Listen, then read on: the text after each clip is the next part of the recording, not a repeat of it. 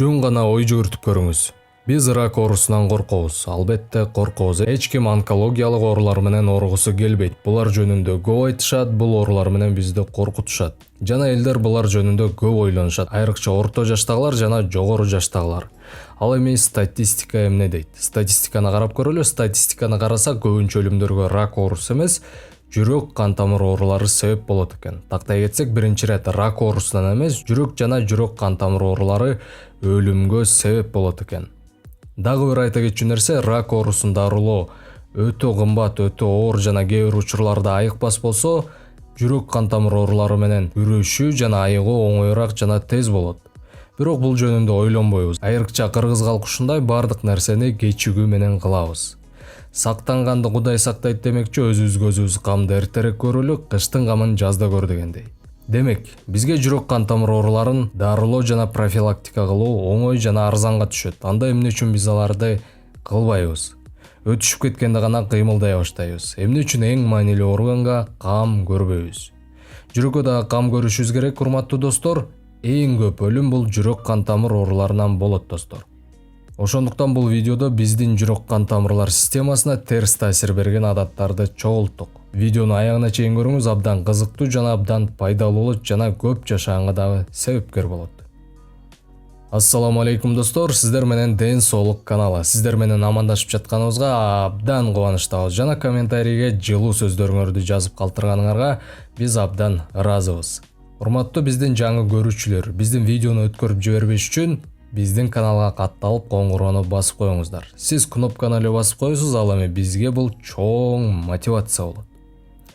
Баягыдай эле бир кружка чай даярдап алып, 10 мүнөтүңүздү өзүңүздүн ден соолугуңуз үчүн бөлүп коюңуз. Достор, чай даярдап алгыла деген жөн гана тамаша эмес. Биздин видеону ысык чай менен көрсөңүз абдан сонун болот. Эксперимент кылып жана оюңузду комментарийге калтырып коюңуз. Эгер видеону жолдошуңуз менен көрүп жатсаңыз, жолдошуңузга дагы чай даярдай келиңиз. Анда эмесе биз улантабыз. Биздин жүрөгүбүзгө түздөн түз таасир берген адат бул аз уктоо. Дайыма аз уктап, уйкунун жетишсиздиги. Тактап айтсак, толук кандуу уйку жүрөк кан тамыр системасынын жакшы иштешин камсыз кылат. Анткени жакшы толук кандуу уйку организмде кан айланууну жакшыртат жана жалпы кардио системаны жакшыртат. Норвегияда чоң изилдөө жүргүзүлгөн, ага 50 000 адам катышкан. Изилдөөнүн жыйынтыгы менен изилдөөчүлөр ким начар жана аз уктап жүргөн болсо, жүрөк кан тамыр ооруларына 2 эсе көп кабыларын аныкташкан. Бир гана жүрөк эмес, ден соолугуңуздун башка жактарына дагы таасирин тийгизет. Кийинки жүрөгүбүздү талкалаган нерсе бул дайыма стресс болуу. Эмоционалдык жактан кайгырып, стресс боло берүү эң чоң терс таасир берүүчүлөрдүн бири. Иштин баары бул нерседе. Жакшылап угуңуздар. Психикалык чыңалуу учурунда адамда адреналин көп өлчөмдө бөлүнүп чыга баштайт. Бул артериялык басымдын жогорулоосуна алып келет. Андан кийин цепная реакция жүрө баштайт. Жөнөкөй тил менен айтканда, артериялык басымдын жогорулоосу бир нече сезгенүүлөргө алып келет. Тромбтордун көбөйүүсүнө жана кан тамырларынын жабыркашына. Бул инфаркттын пайда болуусун чакырат же инсультка алып келет. Стресс боюнча дагы изилдөө жүргүзүлгөн. Изилдөөнүн жыйынтыгы менен көбүрөөк жашаган адамдар булар эч качан стресс болбогон адамдар экен. Тынч жүргөн, айланасындагы адамдар дагы өзүнө окшош тынч, жоош жана ушундай адамдардын айланасындагы адамдар экен. Экинчи орунда стресске кабылып жүргөндөр, бирок алар стресске анча чоң эмес маани бергендер кириптир. Жөнөкөй тил менен айтканда, стресс болуп баштаса, стресс жөнүндө аз ойлонуп, оюн башка жака бура келген адамдар экен, достор. Үчүнчү орунда дайыма стресс боло бергендер экен, достор. Стресс болуп баштаса, паника болуп, үйгө жатып алып, стресстен башка эч нерсени ойлонбогон адамдар кириптир. Достор, эгерде үй бүлөңүздө кимде ким капа болуп жүрсө, стресс болуп жүрсө, жакын адамдарыңыз, жолдошуңуз же жубайыңыз стресске кабылып калса, аны колдоп, көңүлүн көтөрүп туруңуз. Бул өтө маанилүү, достор. Кийинки тамеки чегүү жана арак ичүү. Арак ичүү десек туура эмес болуп калат экен, спирт ичимдиктерин ичүү десек туура болот окшойт. Тамеки чегүү өмүрдү эң эле аз дегенде 10 жылга кыскартаары белгилүү. Зыяны бир гана өпкө үчүн эмес, кан тамырлар үчүн дагы зыян. Липиддик профилди начарлатат жана тромбтордун көбөйүүсүнө себеп болот. Ал эми алкоголдук ичимдиктерди ичүү өмүрдү 23 жашка кыскартат. Дагы бир айта кетчү нерсе, спирт ичимдиктери жүрөктүн клеткаларын бузат. Ал эми арак менен тамеки баарыбызга эле белгилүү болуш керек зыян экени. Эгерде сиз тамеки чексеңиз, биздин тамеки тууралуу видеобузду көрүп коюңуз. Тамекини кантип ташташ керек, таштаса эмне болот, дене кандай өзгөрүүлөргө дуушар болот. Ошол жөнүндө кызыктуу маалыматтар бар. Эгерде сиздин жолдошуңуз же жубайыңыз тамеки чексе, дароо ошол видеону көргөзүп коюңуз. Пайдасы өтө чоң. Аны чай даярдабай эле көрсөңөр болот, аппетитиңер бузулуп кетиши мүмкүн. Кийинки бул көп отура берүү, орусча сидячий образ жизни деп коет. 21-кылымда мындай адамдар көп. Бул категорияга ошондой эле отуруу иштеген адамдар кирет. Көп кыймылдабай отура берүү зыян экенин баарыңыздар билет болушуңар керек, ошондуктан буга көп токтолбойбуз. Түшүнүш үчүн кичинекей бир нерсени айта кетели. Адам кыймылда болгон кезде азоттун оксиди бөлүнүп чыгат денеде, орусча оксид азота деп коет. Бул уникалдуу бирикме адамдын ден соолукта кармап турат жана айыктырат жана өмүрдү узартат. Жана бул зат физикалык нагрузка болгон кезде гана бөлүнүп чыгат. Азоттун оксидин таблетка же укол сайып ала албайбыз. Ал денеде гана физикалык нагрузка кылган кезде гана бөлүнүп чыгат. Демек эч кандай укол же таблеткалар менен ала албайбыз. Биздин заманда андайлар жок, балким келечекте ойлоп табышат. Ал биздин денебизде бөлүнүп чыгат активдүү кыймылда болгон кезде. Дал ушул зат кан басымды нормалдаштырат жана организмди айыктырат. Кийинки пункт кээ бир адамдарды таң калтырышы мүмкүн, бул тишти жуубай коюу жана ооз көңдөйүн тазалабай коюу.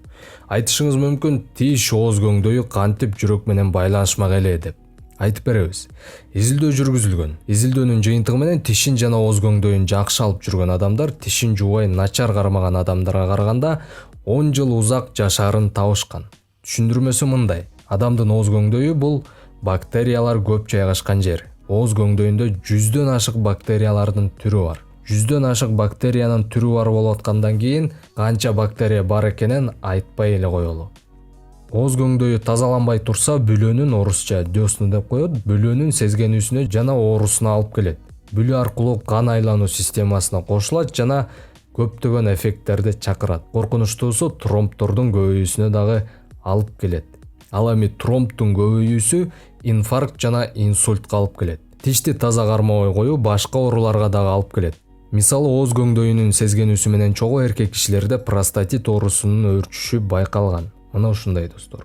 Бул жерден көп нерсени билип алдыңар деп ойлойм жана биздин тишти кантип туура таза кармаш керек ошол жөнүндөгү видеобузду көрүп коюңуз. Бул пунктту абдан жакшы толуктап турат. Кийинки жүрөккө терс таасирин тийгизген адат дагы кээ бирөөлөрдү таң калтырышы мүмкүн. Бир аз убакыт мурун эле физикалык нагрузка, спорт менен машыгуунун маанилүүлүгүн белгилегенбиз. Бул жакта спорт менен чектен ашыра машыгуу зыян экенин белгилейбиз. Мындай адамдар дагы арабызда жок эмес. Мен өзүм дагы 2 жыл мурун ушулардын катарында болчумун. Түшүндүрүп беребиз. Көбүнчө бул анаэробная нагрузка деп коет, ошолорго тиешелүү. Жөнөкөй тил менен айтканда, сиздин жүрөк согууңар 140ты түзөт жана минутасына жүрөгүңөр 140 жолу согуп 5 минутадан ашык созулуу. Бул жүрөк үчүн зыян.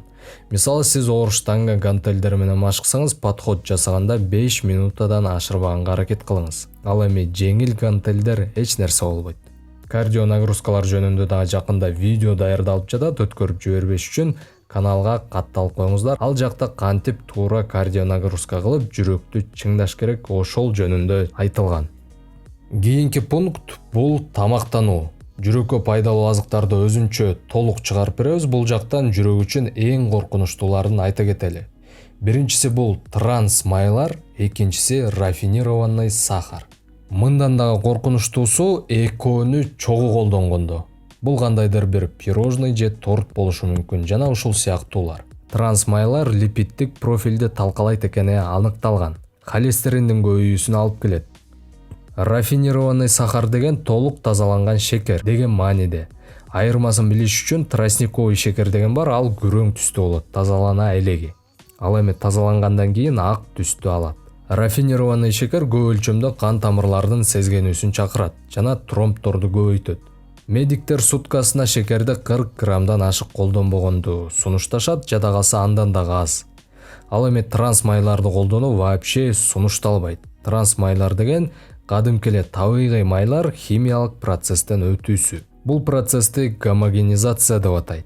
Бул учурда арзан, сапаты начар суюк майды алат жана аны катыган формага айландырат. Ал майлуу жана ошондой эле таттуу болушу ыктымал. Жана ар кандай кондитерлик жасалмаларга кошсо болот. Өнүккөн өлкөлөрдө трансмайлар менен күрөшүү бир нече жылдан бери жүргүзүлүп келет. Жана трансмайларды колдонгон мекемелер товардын упаковкасында трансмайлар деп жазып коюшу шарт. Алып жаткан адам билиши керек кандай май кошулган нерсени алып жатат. Жана трансмайларды көрүүчүлөрүбүзгө аз колдонууга чакырабыз. Достор, ал эми азыр сиздерге тиш жөнүндө жана тамеки чегүү жөнүндөгү видеобузду сунуштайбыз. Бүгүнкү видеону жакшы толуктап турат. Ошондой эле биздин TikTok баракчабызга жазылыңыз, ал жактан эң кыска жана ден соолукка эң пайдалуу видеолор болот. Кыска нуска көргөндү жакшы көргөн көрүүчүлөрүбүзгө арналган. Урматтуу биздин достор, коноктор жана көрүүчүлөр, видеобузду аягына чейин көргөнүңүздөргө чоң рахмат. Кийинки видеолорубуздан жолукканча ден соолукта болуңуз. Биз менен болгонуңуздарга сиздерге чоң рахмат.